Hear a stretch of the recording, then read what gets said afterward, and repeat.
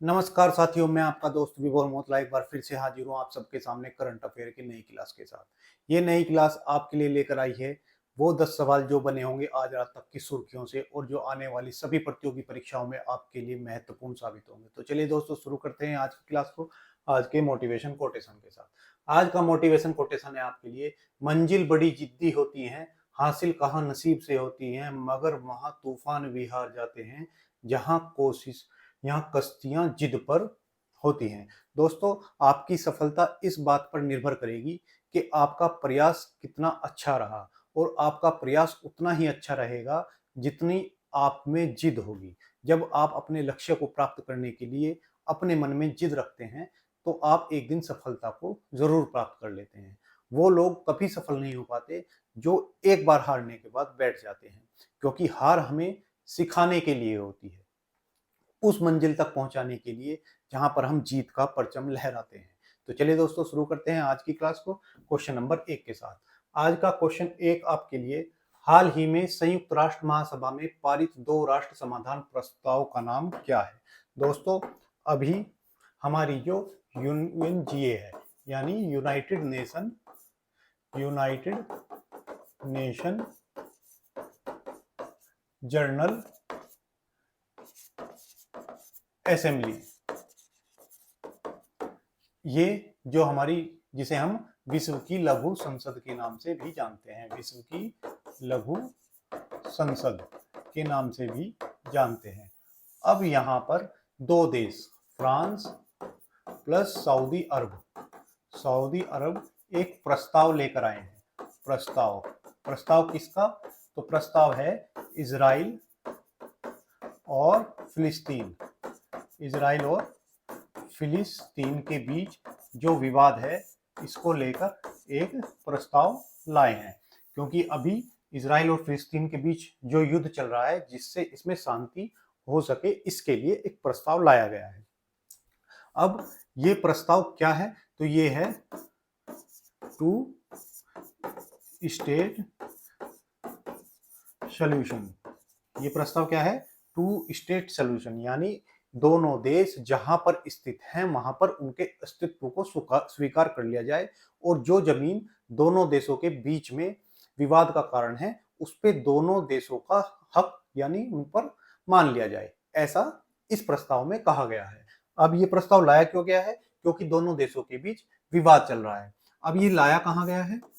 तो ये न्यूयॉर्क में, क्योंकि न्यूयॉर्क हमारे यूएनजीए का मुख्यालय है, तो न्यूयॉर्क में लाया गया, इसलिए इस प्रस्ताव का नाम रखा गया है न्यूयॉर्क घोषणा। इस प्रस्ताव का नाम रखा गया है। तो क्या है? न्यूयॉर्क घोषणा, इस प्रस्ताव का नाम रखा गया है। भारत ने भी इस प्रस्ताव का समर्थन किया है, क्योंकि भारत भी चाहता है कि दोनों देशों को अस्तित्व में रखा जाए और दोनों देशों को देश के रूप में मान्यता दी जाए। तो भारत का पक्ष क्या है? तो भारत इसका शांतिपूर्ण समाधान चाहता है, शांतिपूर्ण समाधान के हक में है, और इस पर वोट में क्या किया इसने? वोट में इसका समर्थन किया है, इस प्रस्ताव का समर्थन किया है। ठीक है, तो ये बात तो हुई इस प्रस्ताव के बारे में। अब हम देखते हैं इजराइल और फिलिस्तीन का मुद्दा क्या है। तो दोस्तों, एक बार जूम करके मैं आपको दिखाता हूं कहां पर इजराइल और कहां पर फिलिस्तीन है। तो दोस्तों, ये हुआ हमारा प्यारा भारत। जैसा कि आप मैप में देख पा रहे हैं, ये है हमारा प्यारा भारत। और मैंने आपको बताया हुआ है कि जब भी हम कोई मैप देखेंगे तो उसमें दिशाओं का ज्ञान हम कैसे करेंगे। तो जैसे हमारा भारत है, तो भारत को हम 4 दिशाओं में बांट लेते हैं। ये हुई इसकी पूर्वी हिस्सा, ईस्ट, ऊपर वाला नॉर्थ, ये वाला वेस्ट यानी पश्चिम, और नीचे वाला साउथ। अब अगर हम भारत से पश्चिम की ओर बढ़े तो यहाँ पर आता है अरब प्रायद्वीप, और इसके पूर्वी हिस्से पर, अरब प्रायद्वीप के पश्चिमी हिस्से पर यहाँ पर एक देश है जिसे हम इजराइल के नाम से अब जानते हैं। ठीक है, ये इजराइल के नाम से हम इस देश को जानते हैं। दोस्तों, ये इजराइल हमेशा से यहाँ नहीं था, लेकिन ओटोमन एम्पायर से पहले यहाँ पर इजराइल हुआ करता था। लेकिन हुआ क्या, ओटोमन साम्राज्य के कारण यहूदियों को यहाँ से भगा दिया गया। अब यहूदी अलग अलग विश्व के देशों में जाकर बस गए। अब जब ये यहूदी अपने देश की मांग करते थे तो कोई इनका समर्थन नहीं करता था। इसी बीच युद्ध होता है फर्स्ट वर्ल्ड वॉर 14 से 19, यानी 1914 से 1919 के बीच। इस वर्ल्ड वॉर के दौरान ब्रिटेन के लोगों द्वारा जो यहाँ यहूदी थे, फ्रांस में रहते थे, उनके साथ समझौता किया गया कि हम आपको रहने के लिए एक देश देंगे, क्योंकि ब्रिटेन उस समय महाशक्ति था और इसका बहुत सारे देशों पर कब्जा था। तो वो यहूदियों से वादा करते हैं कि हम आपको एक देश देंगे। इसी के बाद जब फर्स्ट वर्ल्ड वॉर में जर्मनी की हार होती है तो जर्मनी में एक बात फैल जाती है कि यहूदियों ने हमारे साथ गद्दारी की है। इसका बदले लेने की प्रतिक्रिया स्वरूप जब हिटलर सत्ता में आता है तो हिटलर यहूदियों पर अत्याचार करता है, जिसे हम होलोकॉस्ट के नाम से भी जानते हैं, क्योंकि उसने एक गैस चैम्बर बनवाए थे और वहां पर यहूदियों को भर भर के, हजारों हजारों यहूदियों को भर के उसने उसमें गैस छोड़ दी, जिससे बहुत सारे लोग मारे गए, जिसे हम होलोकॉस्ट के नाम से भी जानते हैं। होलोकॉस्ट क्या है? तो होलोकॉस्ट इजराइल यहूदियों का नरसंहार के रूप में जाना जाता है। अब बात आती है सेकेंड वर्ल्ड वॉर के बाद। सेकेंड वर्ल्ड वॉर के बाद जब ये लोग अपने देश की मांग करते हैं तो दुनिया के अलग अलग हिस्सों से ब्रिटेन के द्वारा दिए गए इस क्षेत्र पर आकर बसने लगते हैं। तो ये बात है कब की? तो 1947 के बाद ये ऐसे ऐसे बसना शुरू करते हैं। जैसा कि आप मैप में देख पा रहे होंगे, ये पूरा हिस्सा जो ग्रीन है ये पहले फिलिस्तीन हुआ करता था, लेकिन यहूदी 1947 में इस पर आकर बसना शुरू हुए। किसके द्वारा? यूएन प्लान के द्वारा, यानी यूनाइटेड नेशन प्लान के द्वारा इस पर बसना शुरू हुए। और ये वाला जो सफेद क्षेत्र आप देख रहे हैं, इस पर किसको दे दिया गया? ये हिस्सा यहूदियों को दे दिया गया, यानी जितना हिस्सा फिलिस्तीन का था 44% किसको दे दिया गया?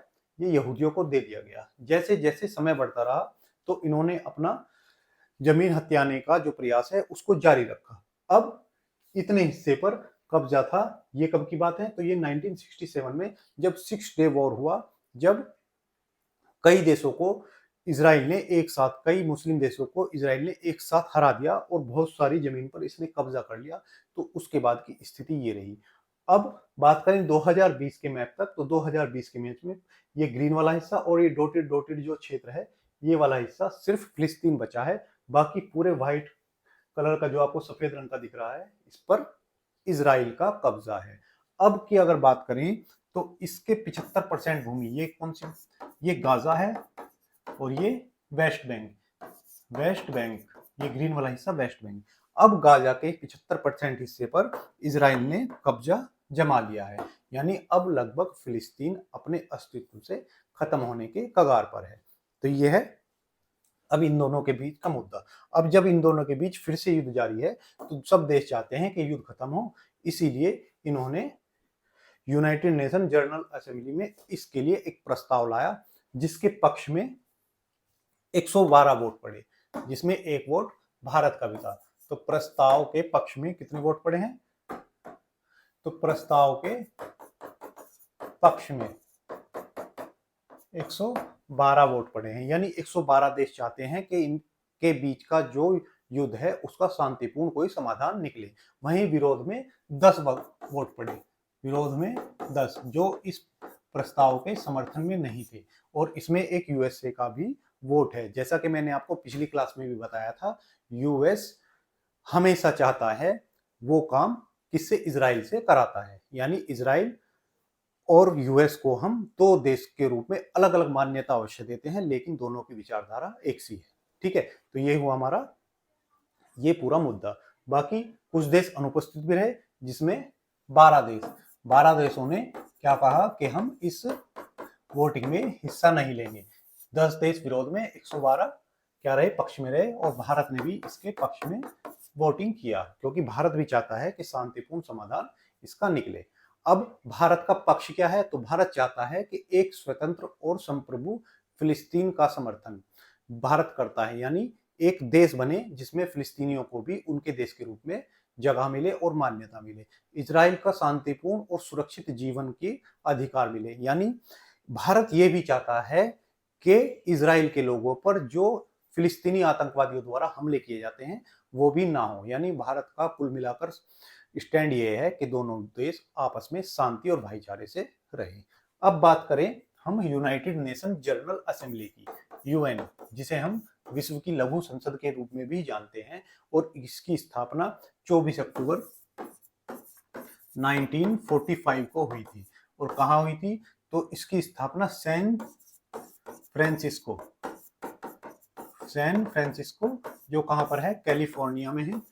कैलिफोर्निया, और कैलिफोर्निया कहाँ पर है? तो यूनाइटेड स्टेट ऑफ अमेरिका में है। यहाँ पर इसकी स्थापना की जाती है और इसका हेडक्वार्टर वर्तमान में 46 में इसका हेडक्वार्टर कहाँ बना दिया गया? न्यूयॉर्क को इसका क्या बना दिया गया? न्यूयॉर्क को इसका मुख्यालय बना दिया गया। न्यूयॉर्क जो हडसन नदी के किनारे स्थित है।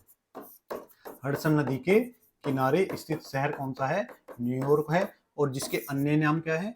तो बिग एप्पल और गगनचुंबी इमारतों का शहर।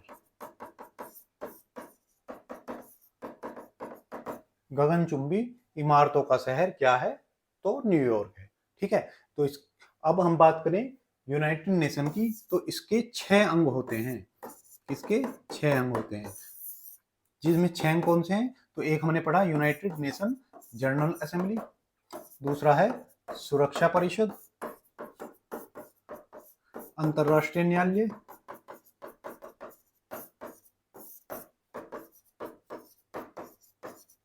एक इसका सचिवालय है। तो 1 2 3 4 सचिवालय के बाद एक इसका न्यास परिषद है, और एक आर्थिक और सामाजिक न्यायालय है। आर्थिक और सामाजिक न्यायालय। तो ये इसके 6 अंग हैं। जो ये सुरक्षा परिषद है, इसमें 5 स्थायी और 10 अस्थायी सदस्य होते हैं। ठीक है। अस्थायी सदस्य जो हर 2 साल में बदलते रहते हैं, हर 2 साल के लिए अस्थायी, और अस्थायी जो है परमानेंट है। और परमानेंट 5 सदस्य कौन कौन से हैं?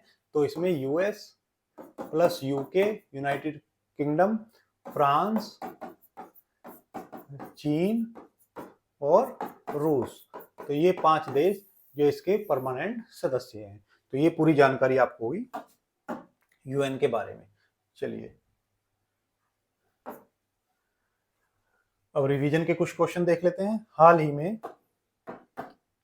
केंद्रीय मंत्री पीयूष गोयल के अनुसार 2014 से भारत की सौर ऊर्जा क्षमता कितने प्रतिशत की वृद्धि हुई है? तो भारत की सौर ऊर्जा क्षमता में 4000% की वृद्धि हुई है। यानी हमने अपनी सौर क्षमताओं को 4000% बढ़ा लिया है। हाल ही में तलाश पहल, तो आप याद रखेंगे तलाश पहल किसके सहयोग से शुरू की गई है? तो ये UNESTS प्लस यूनिसेफ दोनों के सहयोग से शुरू की गई है। हाल ही में ऑपरेशन कालनेमी किस राज्य सरकार द्वारा चलाया गया? तो कुंभ में जो नकली साधु थे उनको पकड़ने के लिए उत्तराखंड की सरकार ने क्या चलाया है? ये अभियान चलाया है।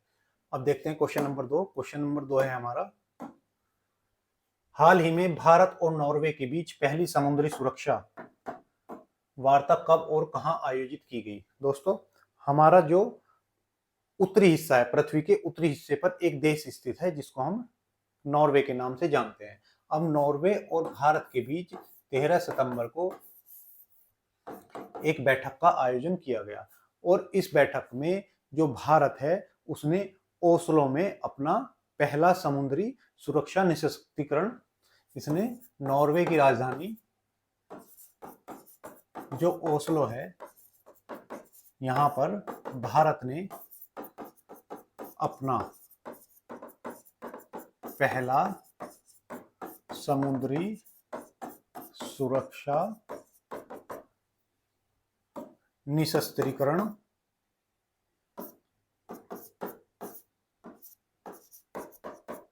और अप्रसार समझौते पर हस्ताक्षर किए। समझौते पर हस्ताक्षर किए, यानी नॉर्वे में भारत की सरकार ने क्या किया, एक समझौता किया है या संवाद आयोजित किया है। समझौता नहीं, संवाद आयोजित किया है। संवाद आयोजित किया है। और ये संवाद क्या है कि हम समुद्री सुरक्षा को कैसे बढ़ाएं, निशस्त्रीकरण को कैसे आगे बढ़ाएं और अप्रसार को कैसे रोकें, मतलब अप्रसार कैसे करें। तो इसके लिए समझौता किया गया है। समुद्री सुरक्षा तो आप जानते ही होंगे, निशस्त्रीकरण और अप्रसार। दोस्तों, विश्व में आज एक होड़ लगी है कि किसके पास ज्यादा हथियार हैं, और हथियार भी कौन से, परमाणु हथियार। अब इन परमाणु हथियारों को कम करने के लिए नॉर्वे हमेशा आगे रहा है। अब वो चाहता है कि परमाणु और पारंपरिक हथियार भी क्या हो, नियंत्रण में हो, यानी नियंत्रण सहित वैश्विक निशस्त्रीकरण प्रयासों को किया जाए। तो क्या है कि परमाणु और गैर परमाणु हथियारों को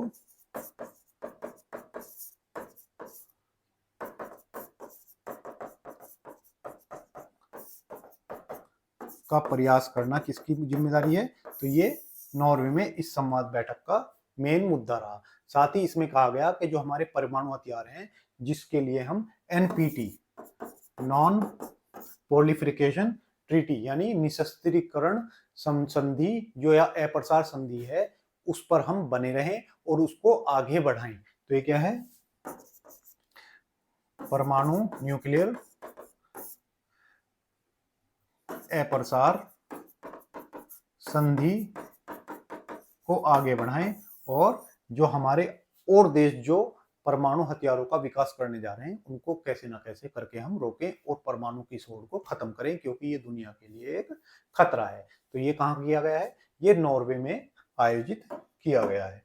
अब नॉर्वे की बात करें तो ये हमारे देश के और नॉर्वे के देश के दोनों प्रतिनिधि आपस में मिलते हुए। अब हम बात करें नॉर्वे की, तो अगर हम पृथ्वी के उत्तरी ध्रुव पर चलें, तो उत्तरी ध्रुव में ये हमारा क्या है, यूरोप। भारत में 7 महाद्वीप हैं, सॉरी विश्व में 7 महाद्वीप हैं। ये हमारा महाद्वीप ऑस्ट्रेलिया महाद्वीप, इससे ऊपर वाला महाद्वीप ये एशिया, ये वाला महाद्वीप आपका हुआ अफ्रीका, ये वाला महाद्वीप आपका साउथ अमेरिका, ये वाला महाद्वीप आपका नॉर्थ अमेरिका, नीचे वाला जो आपको व्हाइट व्हाइट दिख रहा है ये हो गया हमारा अंटार्कटिक, और ऊपर वाला जो ये हिस्सा है ये आपका आर्कटिक, ये आपकी आर्कटिक, और ये हमारा यूरोप। अब यूरोप में जो ऊपर वाले देश हैं, यहाँ पर एक देश है जिसका नाम है नॉर्वे, ठीक है, और एक हो गया यहाँ पर स्वीडन, और ये हो गया फिनलैंड। इन तीनों देशों को हम स्कैंडिनेवियन देश के नाम से जानते हैं, स्कैंडिनेवियाई देश के नाम से जानते हैं। अगर आपसे कभी कोई पूछे स्कैंडिनेवियाई देश कौन कौन से हैं, तो नॉर्वे, स्वीडन और डेनमार्क। कौन से हैं, तो नॉर्डन, स्वीडन और डेनमार्क। फिनलैंड नहीं है इसमें, कौन सा देश है, तो यहाँ पर एक देश है डेनमार्क। और डेनमार्क किस प्रायद्वीप पर स्थित है, तो जटलैंड प्रायद्वीप पर स्थित, किस पर है, तो जटलैंड प्रायद्वीप पर स्थित कौन सा देश है, तो ये डेनमार्क है। इन तीनों देशों को हम स्कैंडिनेवियाई देश कहते हैं। अगर इन तीनों देशों में मैं 2 देश और जोड़ दूं, और वो 2 देश कौन कौन से होंगे, तो वो 2 देश होंगे आइसलैंड प्लस फिनलैंड। तो अब ये देश हुए 5, और ये 5 मिलकर क्या बनाते हैं, तो इन 5 को मिलकर हम बोलते हैं नॉर्डिक देश। नॉर्डिक देश, तो स्कैंडिनेवियाई देश कितने हैं, 3 हैं, और नॉर्डिक देश 5 हैं। अगर हम इन 3 के साथ 2 को भी जोड़ दें तो ये नॉर्डिक देश कहलाते हैं, ठीक है। अब यहाँ पर जो नॉर्वे है, इसकी राजधानी ओस्लो है। क्या है, ओस्लो। नॉर्वे की राजधानी ओस्लो है, ओस्लो। और यहाँ पर शांति का नोबेल दिया जाता है। क्या, शांति का नोबेल पुरस्कार का नोबेल पुरस्कार कहाँ पर दिया जाता है, तो नॉर्वे की राजधानी ओस्लो में दिया जाता है। बाकी जो नोबेल पुरस्कार हैं, जैसे भौतिकी का, बाकी जितने भी नोबेल हैं, वो कहाँ दिए जाएंगे, स्टॉकहोम। स्टॉकहोम, और स्टॉकहोम किसकी राजधानी है, तो ये स्वीडन की राजधानी है। स्वीडन की राजधानी में स्टॉकहोम में बाकी नोबेल पुरस्कार दिए जाते हैं, लेकिन एक जो शांति का नोबेल पुरस्कार है वो नॉर्वे की राजधानी ओस्लो में दिया जाता है। ठीक है, अगर बात करें नॉर्वे की, तो नॉर्वे की जो करेंसी है उसका नाम है नॉर्वियन क्रॉन। नॉर्वियन क्रॉन यहाँ की क्या है, करेंसी है। ठीक है, तो ये हुई पूरी जानकारी आपको नॉर्वे के बारे में। अभी हाल ही में भारत ने भी नॉर्वे के साथ अपना पहला स्वदेशी ध्रुवीय अनुसंधान पोत बनाने का फैसला किया है। तो भारत ने भी क्या किया है, ये क्वेश्चन भी आप लिख सकते हैं। भारत ने नॉर्वे के साथ मिलकर अपना पहला अनुसंधान पोत निर्माण का क्या किया है, समझौता किया है। यानी भारत और नॉर्वे दोनों मिलकर एक पोत का निर्माण करेंगे जो हमारे ध्रुवीय जो प्रदेश हैं, जो ऊपर आर्कटिक प्रदेश है, उसमें जाकर क्या करेगा, वो रिसर्च करेगा। ठीक है, तो ये नॉर्वे के साथ हमने समझौता किया है। चलिए,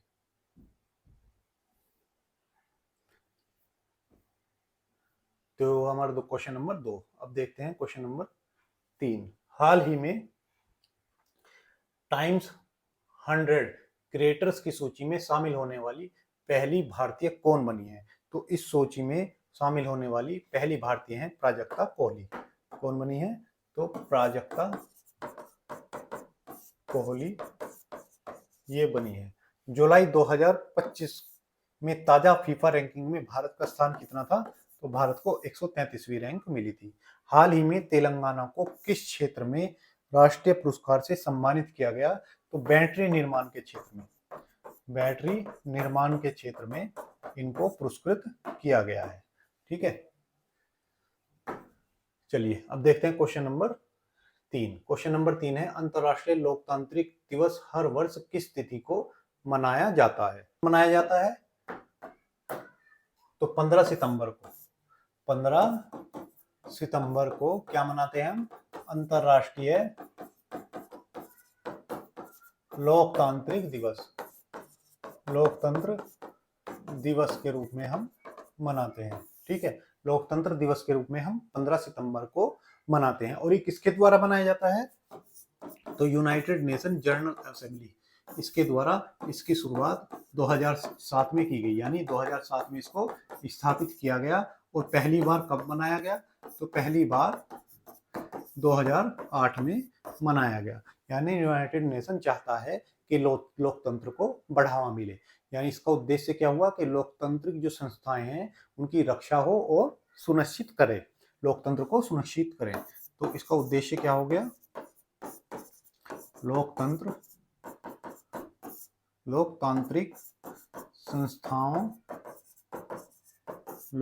जो हमारी संस्थाएं हैं की सुरक्षा और बढ़ावा देना ये क्या हुआ, इसके उद्देश्य हुए। यानी लोकतांत्रिक जितनी भी संस्थाएं हैं उनको हम उनकी रक्षा सुनिश्चित करें और उनको बढ़ावा दें। 2025 में जो इसकी वर्तमान जो विषय है, 2025 में इसका विषय क्या है? तो 2025 में जो इसका विषय रखा गया है वो है कि लैंगिक समानता हासिल करना कदम दर कदम। क्या है? तो लैंगिक समानता हासिल करना कदम दर कदम प्रयास के साथ, यानी कदम दर कदम कार्रवाई के साथ धीरे धीरे हम इसे आगे बढ़ना है। तो अभी ये दिवस मनाया गया। कब मनाया गया? तो 15 सितंबर को मनाया गया। अब देख लेते हैं हम कि हमारे यहाँ पर सितंबर में कौन कौन से दिवस मनाए गए। तो हमारे यहाँ 1 से 7 सितंबर के बीच क्या मनाया गया? पोषण सप्ताह मनाया गया। इस बार कब से कब तक? तो 1 से 7 सितंबर तक हमारे यहाँ पोषण सप्ताह मनाया गया है। इसके बाद अगर बात करें हम 5 तारीख को क्या मनाया गया? तो 5 तारीख को हमने शिक्षक दिवस मनाया। शिक्षक दिवस। 8 सितंबर को हमने 8 सितंबर को हमने क्या बनाया, साक्षरता दिवस। साक्षरता दिवस के रूप में हमने 8 सितंबर को मनाया। ठीक है, तो 5 सितंबर को हमारा हुआ शिक्षक दिवस और 8 सितंबर को हमारा साक्षरता दिवस मनाया गया है। चलिए, तो यही महत्वपूर्ण दिवस थे सितंबर के। तो ये हमारा वर्ल्ड डेमोक्रेसी डे हमने 15 को मनाया है। हाल ही में किस राज्य सरकार ने गणेशोत्सव को राज्य उत्सव घोषित किया है? तो गणेशोत्सव को राज्य उत्सव घोषित करने वाला हमारा महाराष्ट्र हुआ। हाल ही में किस राज्य सरकार ने हाथियों और मनुष्यों के बीच संघर्ष को कम करने के लिए गज मित्र योजना शुरू की? तो ये थी असम। विश्व जनसंख्या दिवस कब मनाया जाता है? तो विश्व जनसंख्या दिवस हम 5 जुलाई को मनाते हैं। चलिए देखते हैं अगला क्वेश्चन, क्वेश्चन नंबर 4। हाल ही में सेजेक्स 2025 कहां आयोजित किया गया? दोस्तों अभी क्या है, भारत अपने आभूषण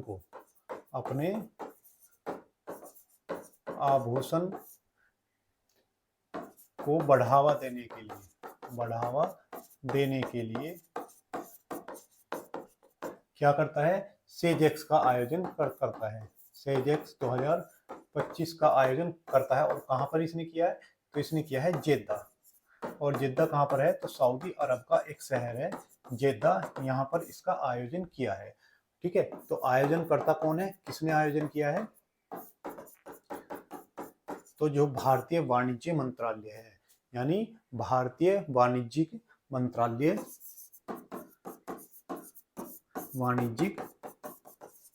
मंत्रालय और जो हमारा सऊदी अरब की राजधानी रियाद में जो हमारा दूतावास है, भारतीय दूतावास रियाद प्लस भारतीय वाणिज्य दूतावास जेद्दा, तो इन सब ने मिलकर इसका आयोजन कराया है। ठीक है, तो इसका आयोजन इन तीनों के द्वारा कराया गया है। ठीक है, तो कहां कराया गया? तो सऊदी अरब की राजधानी, वो सऊदी अरब के एक शहर जेद्दा में इसका आयोजन कराया गया। और इसका उद्देश्य क्या है? उद्देश्य है इसका भारतीय आभूषण क्षेत्र का विकास। ठीक है, तो भारतीय अपने क्या है, जो आभूषण क्षेत्र है उसके विकास के लिए ये कार्य किया गया। अगर बात करें आभूषण की, तो भारत में जो आभूषण है, अगर हम इसकी बात करें तो विश्व में जितना भी व्यापार होता है, विश्व के कुल व्यापार का 65% हिस्सा कहां से आता है? भारत से आता है। यानी जितना भी हमारे आभूषण का जो निर्माण होता है उसमें से 65% भारत में निर्माण होता है, यानी प्रोसेस होता है। अगर बात करें 2024-25 की, 2024-25 में भारत ने $32 बिलियन के यूएसडी यूनाइटेड यानी अमेरिकी $32 बिलियन के उन्होंने क्या किया है, निर्यात किया है। इतने का निर्यात भारत पिछले साल कर चुका है। ये कितनी बड़ी कीमत है? तो इससे जान लीजिए कि लगभग $60 बिलियन में चाइना ने पूरे पाकिस्तान को खरीद लिया, यानी पूरे पाकिस्तान पर कब्जा कर लिया। और अभी हमें वीडियो सामने आ रहे थे कि चाइना के जो सैनिक हैं वो वहां के नागरिकों पर भी लाठीचार्ज कर रहे हैं, यानी इतनी बड़ी अमाउंट होता है बिलियंस में। तो 32 बिलियन का हमने व्यापार कर लिया है। चलिए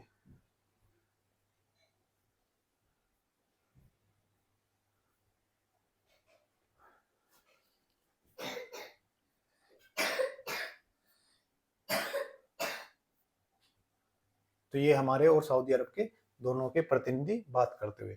अगर बात करें हम सऊदी अरब की, तो सऊदी अरब भारत के पश्चिम में एक प्रायद्वीप है जिसे हम सऊदी अरब के नाम से जानते हैं, यानी अरब प्रायद्वीप के नाम से जानते हैं, और इसका सबसे बड़ा देश सऊदी अरब है। एक तरफ से लाल सागर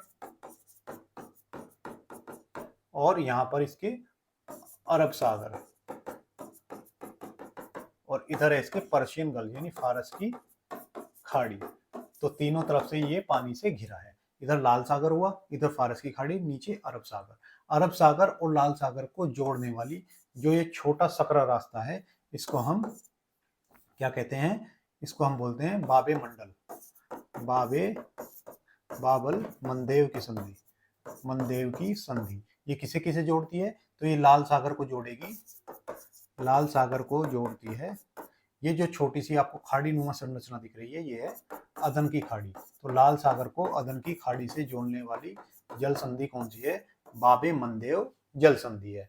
अगर हम इसके उत्तर में बात करें तो यहाँ पर उत्तर में एक खाड़ी है जिसे हम किसे जानते हैं? फारस की खाड़ी, फारस की खाड़ी। और इधर है आपकी ओमान की खाड़ी, ओमान की खाड़ी।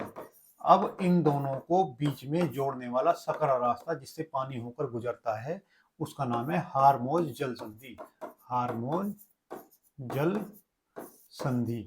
जल संधि क्या होती है? दो बड़े जल के क्षेत्र को एक छोटा सा रास्ता जो मिला दे, उसको हम जल संधि के रूप में जानते हैं।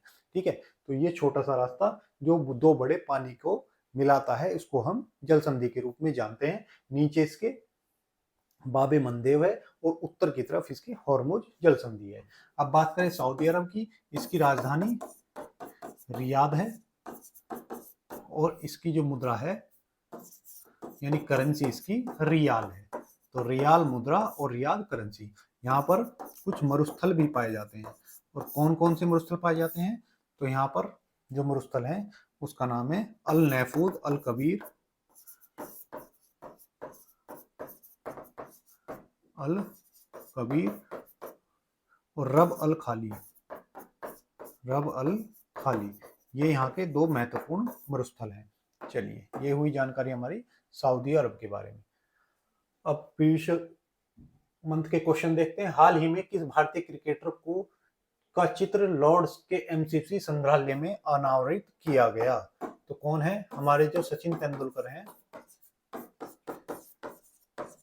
इनको अनावरित किया गया। हाल ही में जापान और भारत के तटरक्षक बल ने संयुक्त समुद्री अभ्यास कहाँ शुरू किया है? तो चेन्नई में ये अभ्यास किया गया है। हाल ही में किस देश के खैमर रुजु स्थल को यूनेस्को की विश्व विरासत सूची में शामिल किया गया? तो कहाँ के हैं ये कंबोडिया, कंबोडिया देश के स्थलों को यूनेस्को में हाल ही में शामिल किया गया। चलिए, क्वेश्चन नंबर 5। हाल ही में पीएम मोदी ने किस राज्य में पहली बार भारतीय रेल नेटवर्क से राजधानी को जोड़ने वाली रेल परियोजना का शिलान्यास किया?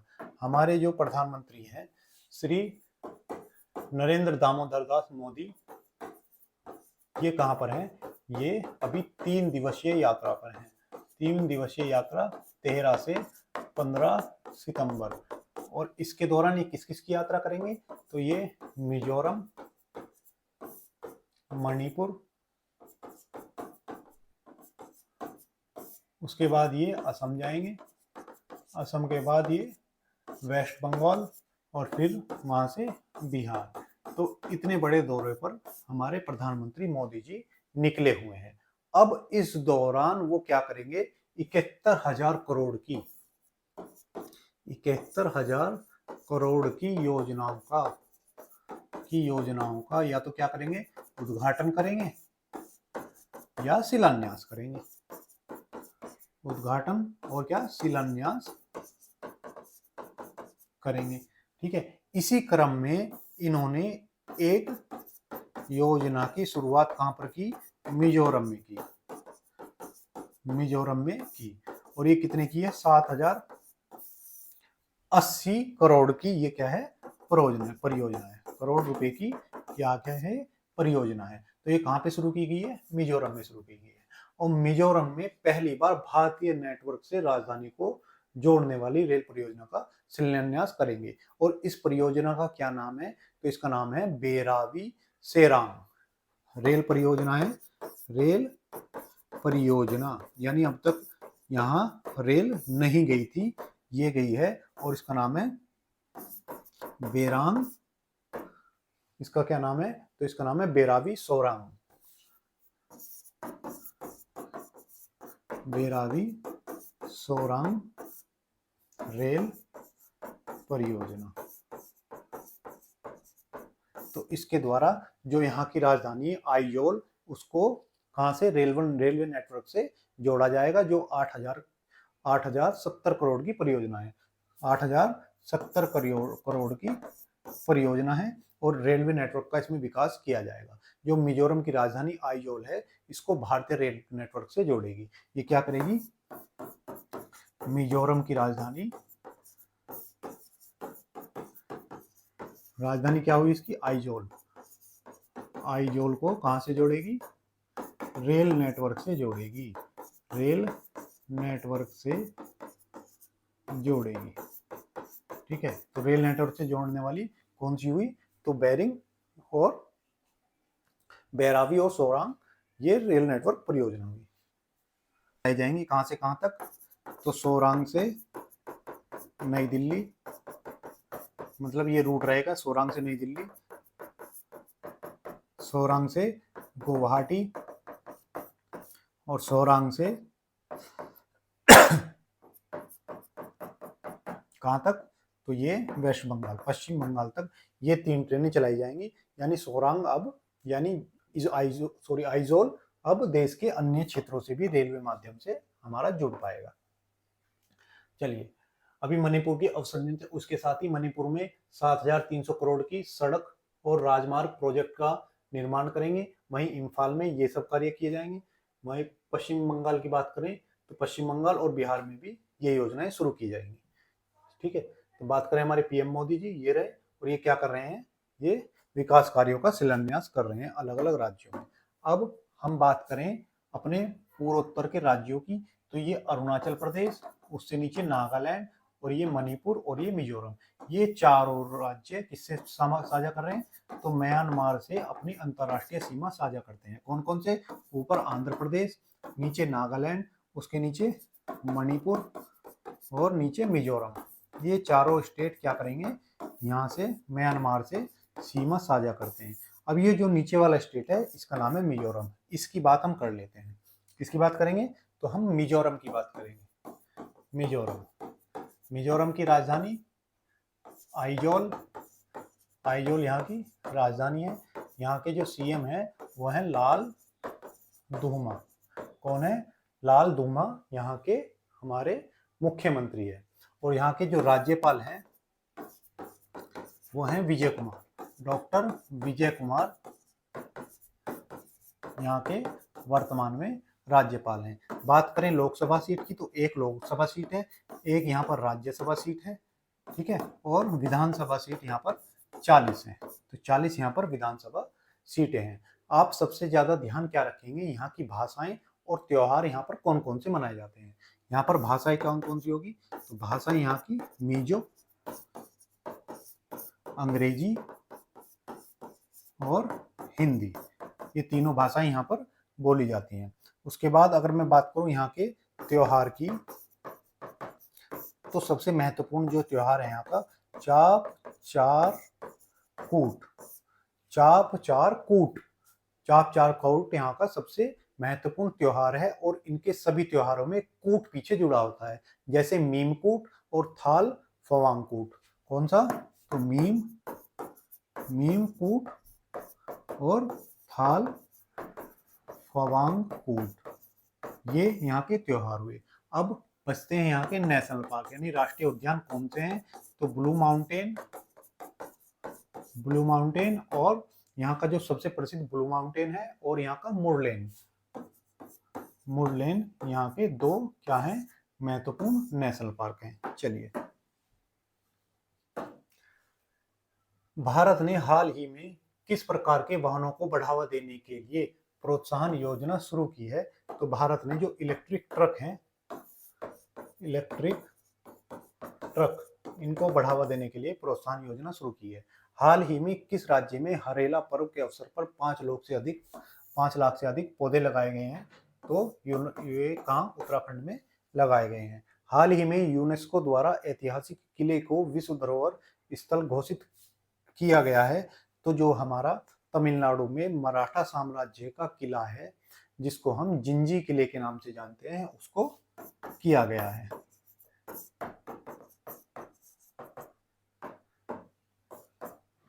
चलिए, क्वेश्चन नंबर 7, हाल ही में ग्रेट निकोबार द्वीप परियोजना किस जगह पर चलाई गई है?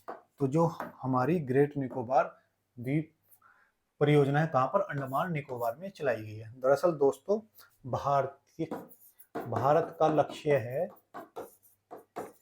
2047 तक क्या बनना? 2047 तक विकसित देश बनना। विकसित देश बनना ये भारत का लक्ष्य है। अब इस लक्ष्य को पूरा करने के लिए अलग अलग क्षेत्रों में विकास के कार्य चल रहे हैं। अब हमारा जो ये अंडमान निकोबार है, अंडमान निकोबार, ये कहाँ पर है? तो ये हमारे बंगाल की खाड़ी में, बंगाल की खाड़ी में स्थित है। और यहाँ पर क्या किया गया है? यहाँ पर ग्रेट निकोबार द्वीप परियोजना चलाई गई है। अब इस परियोजना में होगा क्या? तो यहाँ पे एक पोर्ट बनेगा, यानी जहाज रुकने, पानी के जहाज रुकने का हवाई अड्डा बनेगा, हवाई अड्डे का निर्माण होगा और बाकी विकास कार्य कराए जाएंगे, जिससे यहाँ पर लोगों का आवागमन बढ़ सके। तो ये बढ़ेगा क्यों? अब मैं आपको इसको मैप में दिखाता हूँ। तो ऐसी परियोजनाओं का विकास यहाँ पर कराया जाएगा, यानी एक पोर्ट के रूप में इस जगह को डेवलप किया जाएगा। अब भारत ऐसा करना क्यों चाहता है? तो उसके लिए सबसे पहले आपको क्या देखना पड़ेगा? मैप देखना पड़ेगा। चलिए, तो मैं आपको मैप में एक बार समझा देता हूँ। तो यहाँ पर आप देखेंगे, यहाँ पर भारत और भारत के पूर्व में क्या है? बंगाल की खाड़ी है। ये है हमारी बंगाल की खाड़ी। खाड़ी क्या है? जो भूमि तीन तरफ, जो पानी तीन तरफ से भूमि से घिरा हो, उसको हम खाड़ी बोलते हैं। और ये है बे ऑफ बंगाल यानी खाड़ी। यहाँ पर ये द्वीप है हमारे छोटे छोटे, ठीक है। कौन, इनका नाम क्या है? अंडमान और निकोबार। और अंडमान और निकोबार कौन सी जल संधि के एकदम सामने है? तो ये हमारी जल संधि है जो कोलालमपुर यानी मलेशिया को इंडोनेशिया से अलग करती है। और इस जल संधि का नाम है मलक्का जल संधि।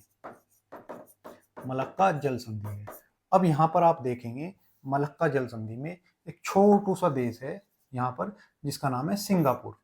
अब सिंगापुर के पास क्या है? सिंगापुर के पास सिर्फ एक पोर्ट है और उसने यहाँ से गुजरने वाले सभी यात्रियों को, जो पानी के जहाज से गुजरते हैं, उनको ठहरने की व्यवस्था की गई है।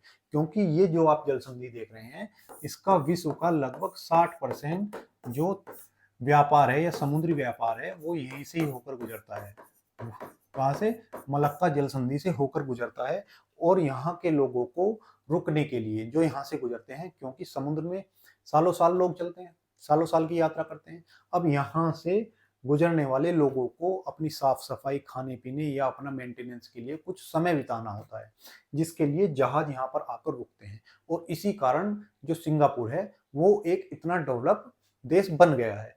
अब भारत भी चाहता है, क्योंकि आप देख रहे होंगे यहाँ पर है हमारे भारत के अंडमान निकोबार और यहाँ पर है सिंगापुर। तो भारत की जैसी के पास भी ऐसी स्थिति है जैसी सिंगापुर के पास, क्योंकि जो जहाज यहाँ से गुजरेंगे और यहाँ पर भीड़ होने के कारण बहुत से लोगों को रुकने की जगह नहीं मिलती। तो यहाँ पर भारत अगर एक ऐसे ही परियोजना का विकास करे जिससे यहाँ पर जहाज रुक सके, तो ये भारत की अर्थव्यवस्था के लिए एक बहुत बड़ी बूस्ट साबित होगा। तो भारत भी इसे परियोजना को लागू करने वाला है। तो ये बात बिल्कुल आपको समझ आई होगी कि भारत क्या करने जा रहा है। चलिए, अब बात कर लेते हैं एक बार अंडमान निकोबार की। अंडमान निकोबार,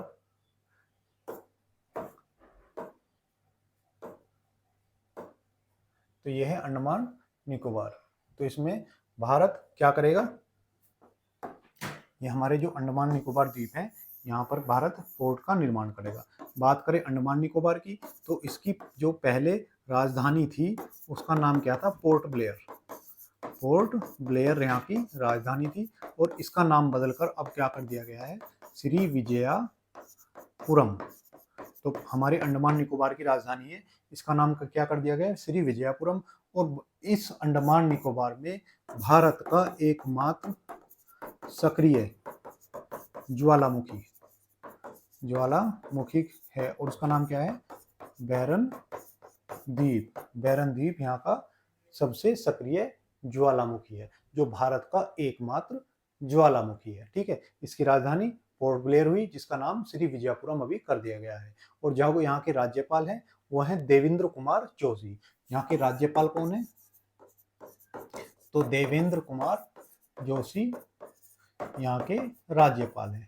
ठीक है, तो कहाँ के राज्यपाल हुए ये, तो ये अंडमान निकोबार के राज्यपाल हुए। ठीक, इनका नाम है देवेंद्र कुमार जोशी। यहाँ पर एक हवाई अड्डा है, हवाई अड्डे का नाम भी आप याद रखेंगे, हवाई अड्डा जिसका नाम बदलकर अब क्या कर दिया है, वीर सावरकर हवाई अड्डा इसका नाम कर दिया गया है। तो ये पूरी जानकारी आपको अंडमान निकोबार के बारे में। चलिए, हाल ही में प्रसार भारती ने किस खेल को भारत में बढ़ावा देने के लिए समझौता ज्ञापन पर हस्ताक्षर किए हैं। तो जो हमारा हैंडबॉल है उसको बढ़ावा देने के लिए क्या किया गया है, ये समझौता हस्ताक्षर किया गया है। हाल ही में किस दो यूरोपीय देशों को आईसीसी वर्ल्ड कप 2026 के लिए क्वालिफाई किया है, मतलब कौन से ऐसे दो देश हैं जो अगली बार होने वाले वर्ल्ड कप में हिस्सा होंगे, और ऐसा करने वाले कौन कौन से देश हैं, इटली प्लस नीदरलैंड। इन दोनों देशों ने क्या किया है, हमारे यहाँ पर वर्ल्ड कप में, क्रिकेट का जो वर्ल्ड कप होने वाला है उसमें भाग लेने का यानी क्वालिफाई किया है। हाल ही में वर्षा देशपांडे को संयुक्त राष्ट्र जनसंख्या पुरस्कार किस क्षेत्र में योगदान के लिए दिया गया है। तो इनका जो योगदान है वो महिला सशक्तिकरण में है, महिला सशक्तिकरण में और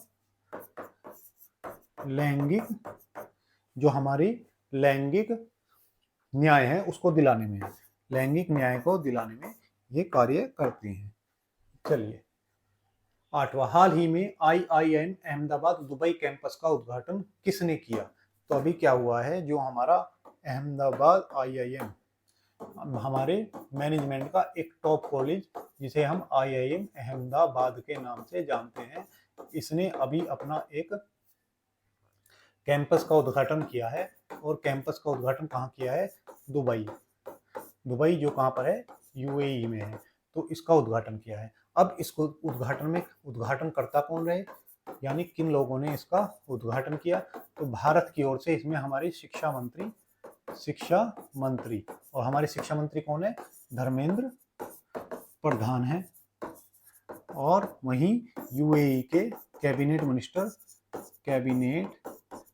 मंत्री जिनका नाम है शेख हमदान बिन मोहम्मद। अभी बहुत सारा भी लंबा नाम है, यहाँ बड़े बड़े लंबे नाम होते हैं, तो आप इतना ही याद रखेंगे कितना, शेख हमाद ने इसका उद्घाटन किया है, दोनों ने मिलकर इसका उद्घाटन किया है। ठीक है, तो किसका, IIM अहमदाबाद ने अपना पहला वैश्विक परिसर शुरू किया। ये क्या है, IIM अहमदाबाद का पहला वैश्विक परिसर है। ये कहाँ पर खुला है, तो ये दुबई में खोला गया है। और अब आगे की योजना है कि 2029 तक इसका स्थायी कैंपस खोल लिया जाए। 2029 तक स्थायी कैंपस खोलने का क्या किया गया, प्रावधान किया गया है। ऐसे ही हमारी IIT दिल्ली ने भी अपना ऑफशोर कैंपस UAE में खोला और चेन्नई ने अपना कहाँ पर, तो तंजानिया में खोला था। ठीक है, तो ये हमारा क्वेश्चन नंबर 8। ये हमारे प्रधानमंत्री जी शेख मोहम्मद अल हियान के साथ, और यहाँ पर हमारे शिक्षा मंत्री धर्मेंद्र प्रधान जी। ठीक है, UAE की बात करें तो UAE आज तो अरब प्रायद्वीप ही आपने कई बार पढ़ लिया। चलिए एक बार फिर से अरब प्रायद्वीप को पढ़ते हैं। दिशाओं का ज्ञान आपको पता ही है, कैसे पढ़ेंगे, तो भारत में ऊपर वाली नॉर्थ, नीचे वाली साउथ, ये वाली वेस्ट और ये वाली ईस्ट। अगर भारत से हम पश्चिम की ओर चलें तो यहाँ पर अरब प्रायद्वीप है, और अरब प्रायद्वीप का ये वाला हिस्सा जो मैंने हॉर्मुज जल संधि के नीचे आपको बताया था, ये मैंने हॉर्मुज जल संधि बताई। और यहाँ पर देश है ओमान। कौन सा देश है? ओमान देश है। और इसके नीचे यूएई है। यूएई यानी यूनाइटेड अरब अमीरात, जो 7 अमीरातों से मिलकर बना है। 7 अमीरातों से मिलकर बना है। और इसकी राजधानी क्या है? तो राजधानी इसकी आबू धाबी है, जो इसका आबादी के आधार पर भी सबसे बड़ा अमीरात है। और इसकी मुद्रा तो दिरहम इसकी मुद्रा है। भारतीय लोग यूएई में बहुत सारे लोग काम करने जाते हैं। अब यहाँ पर 7 अमीरात कौन कौन से हैं? तो 7 अमीरात आबू धाबी, जो इसकी राजधानी हुई, आबू धाबी, दुबई, शारजाह,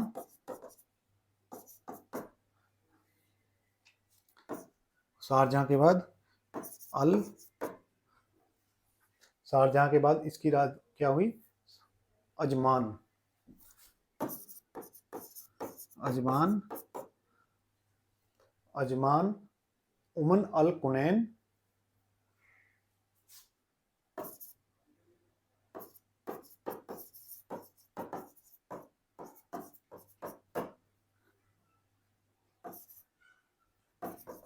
खुमेर और रास अल खमैया। फुजरेहा और रास अल खुमैया। फुजरेहा, रास अल खुमैया। तो ये इसके 7 अमीरात हुए। चलिए, हाल ही में किस मिसाइल का सफल परीक्षण डीआरडीओ ने भारतीय वायुसेना द्वारा किया गया? तो कौन सी मिसाइल का? अस्त्र मिसाइल का हमने अभी परीक्षण किया था। ठीक है, कौन सी का? अस्त्र मिसाइल का परीक्षण किया था। हाल ही में भारतीय ने किस देश की फर्म मादेन के साथ 5 वर्ष के लिए डीएपी उर्वरक समझौता किया है? तो ये सऊदी अरब की फर्म है, इसके साथ हमने समझौता किया है।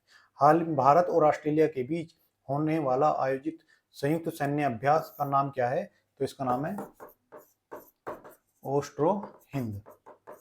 भारत और ऑस्ट्रेलिया के बीच युद्ध अभ्यास जिसका नाम ऑस्ट्रो हिंद है। क्वेश्चन नंबर 1, हाल ही में नेपाल की पहली महिला प्रधानमंत्री कौन बनी है? तो जो हमारी पहली महिला प्रधानमंत्री हैं उनका नाम है सुशीला कार्की। नेपाल जिसमें अभी क्या हुआ था? तख्ता पलट हुआ है। और किसने किया? तो जैन जी। किसने? जैन जी, जो जनरेशन जी है उसने तख्ता पलट किया है। और किसकी सत्ता को उखाड़ फेंका है? तो केपी सिंह ओली। केपी सिंह ओली की सत्ता को इन्होंने उखाड़ फेंका है। ठीक है, केपी सिंह ओली जो भारतीय विरोधी बयानों के नाम से जाने जाते थे, भारतीय विरोधी बयान देने के लिए जाने जाते थे। इन्होंने राम का जन्म या राम का जन्म किसमें बताया? तो नेपाल में बताया। साथ ही इन्होंने काला पानी विवाद भारत और नेपाल के बीच में खड़ा किया। काला पानी विवाद जो मैं आपको कई बार समझा चुका हूँ। ठीक है, तो अभी इनको जो सुशीला जी को इन्होंने किसने नियुक्त किया है? तो ये नियुक्त किए गए हैं रामचंद्र पौंडेल के द्वारा। रामचंद्र पौंडेल कौन है? तो यहाँ के वर्तमान राष्ट्रपति हैं। राष्ट्रपति हैं, इन्होंने इन्हें नियुक्त किया गया है। और ये कुर्की जी क्या होंगी? कार्की जी जो होंगी वो अंतरिम प्रधानमंत्री होंगी। यानी ये तब तक प्रधानमंत्री है, इन्हें 6 से 12 माह का समय दिया गया है कि आप चुनाव कराइए। और जब तक चुनाव नहीं हो जाते, नया कोई प्रधानमंत्री चुनकर नहीं आ जाता, तब तक आप इस पद पर बनी रहेंगी, ऐसा इनके बारे में कहा गया है, यानी इनसे समझौता हुआ है। तो ये कार्की जी हैं जिन्होंने ये समझौता किया है। हाल ही में ईगा स्विएटेक ने किस ग्रैंड स्लैम टूर्नामेंट का पहली बार खिताब जीता है? तो कौन से टूर्नामेंट का जीता है इन्होंने? तो विंबलडन जो कहाँ पर होता है? तो ये ब्रिटेन में खेला जाता है। और कौन से मैदान पर खेला जाता है? आप मुझे कमेंट बॉक्स में लिखकर बताएंगे। तो विंबलडन किस ग्राउंड पर खेले जाने वाला टूर्नामेंट है। ठीक है, हाल ही में वर्ष 2025 का विंबलडन पुरुष एकल खिताब किस खिलाड़ी ने? हमारे जेनिक सिनर ने जीता है। ठीक है, जेनिक सिनर द्वारा जीता गया। हाल ही में राष्ट्रीय आयुर्विज्ञान आयोग के अध्यक्ष के रूप में किसे नियुक्त किया गया है? तो जो हमारी अभिजीत जी है उनको नियुक्त किया गया है। चलिए, आज का अंतिम सवाल, हाल ही में सबसे अमीर व्यक्ति का ताज किसे मिला है? तो हाल ही में जो सबसे अमीर व्यक्ति हैं उसका ताज एलन मस्क के सर से छिन गया है। और अभी कौन बने हैं? तो लैरी एलिसन बने हैं। कौन बने हैं? तो तो लैरी एलिसन सबसे अमीर व्यक्ति बने हैं, किसको पछाड़कर? तो एलन मस्क को पछाड़कर। और लैरी एलिसन ये देखिए कह रहे हैं कि मेरे पास इतना सारा पैसा है, ठीक है। एलन मस्क को इन्होंने पीछे छोड़ दिया है, क्योंकि एलन मस्क के जो शेयर्स के दाम है, ये मार्केट उनका गिर रहा है। उनका मार्केट गिरने का एक कारण डोनाल्ड ट्रंप की उपस्थिति यूएस के राष्ट्रपति के तौर पर भी है। दोनों के बीच में जो संबंध खराब हुए हैं, उसका असर उनके बिजनेस पर भी देखने को मिल रहा है। इसलिए एलन मस्क की अभी रैंकिंग नीचे आई है और लैरी जी ने झंडा ले लिया है किनसे? एलन मस्क से। और ये बता रहे हैं कि अपने पास इतना पैसा है कि अपने एलन मस्क को भी पीछे छोड़ दिया है। ठीक है, तो ये था आज का हमारा सेशन, जिसमें 10 सवालों को हमने जाना उनसे जुड़े स्टैटिक्स जीके को। आशा करते हैं आपको ये हमारा प्रयास अच्छा लगा होगा, और अगर आपको ये प्रयास अच्छा लगा हो तो हमारे प्रयास को सराहिए और लाइक कीजिए, साथ ही हमारे चैनल को सब्सक्राइब कीजिए और साथ ही अपने दोस्तों से शेयर करना भी ना भूलें। आज के लिए इतना ही, धन्यवाद।